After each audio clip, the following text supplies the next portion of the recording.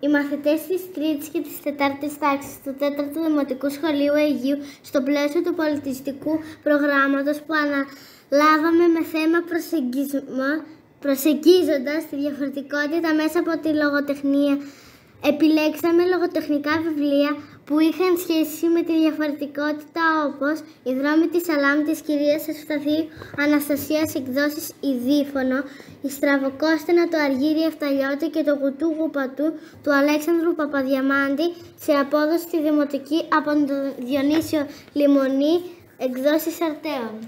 Το κάθε ένα από αυτά μιλούν για μορφές ετερότητας, διαφορετικότητας, όπως αναπηρία, μερική αλαλία, βραδιγλωσσία, παραλυσία, κινητικά προβλήματα, τύφλωση και προσφυγικό πρόβλημα.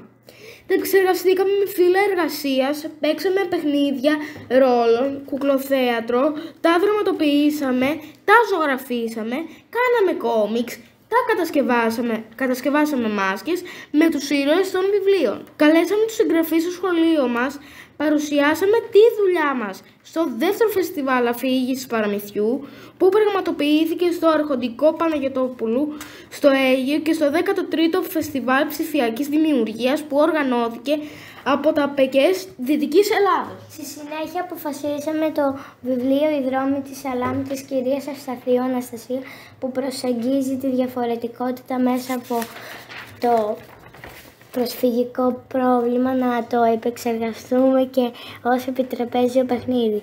Έτσι κατασκευάσαμε ένα φιδάκι με τις θετικές και τις αρνητικές συμπεριφορές των ήρωων που πρωταγωνιστούν στο βιβλίο, επικροτώντας με αυτό τον τρόπο τη θετική συμπεριφορά, στάσεις των ανθρώπων πάνω στο κοινωνικό θέμα των προσφυγικών και αποτρέποντας την αρνητικές συμπεριφορές.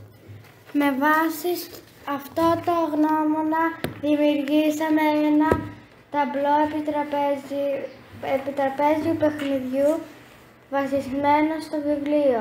Ξεχωρίσαμε τις θετικές και τις αρνητικές συμπεριφορές των ηρώων του βιβλίου και τις καταγράψαμε σε ερωτήσεις. Κατασκευάσαμε κάρτες έκπληξη που κεντρίζουν το ενδιαφέρον και την περιέργεια στον παίκτη ώστε να ολοκληρώσει το επιτραπέζιο.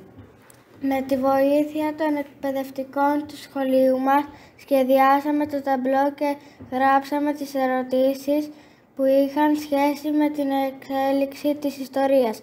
Γράψαμε τις οδηγίες του παιχνιδιού, τους κανόνες καθώς και το τι θα περιγράφει στο εξώφυλλό του.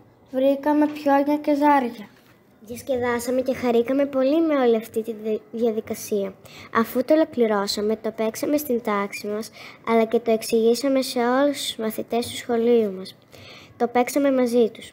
Το ανεβάσαμε στην ιστοσελίδα του σχολείου, το στείλαμε στο πολιτικό τμήμα διεύθυνσης πρωτοβάθμια εκπαίδευσης Αχαΐας και θα το παρουσιάσουμε στη γιορτή λήξης του σχολείου μας, διαδέχοντας με αυτόν τον τρόπο τα μηνύματα που στέλνει η συγγραφέας μέσα από το βιβλίο της. Βλέποντας το τελικό προϊόν της δουλειάς μας, το οποίο έγινε με πολύ αγάπη και μεράκι, θεωρούμε πως ξεπεράσαμε τις προσδοκίες μας, αλλά και τον αρχικό μας σχεδιασμό. Σας το παρουσιάζουμε λοιπόν και πιστεύουμε πως θα σας εντυπωσιάσει με την πρωτότυπη ιδέα του.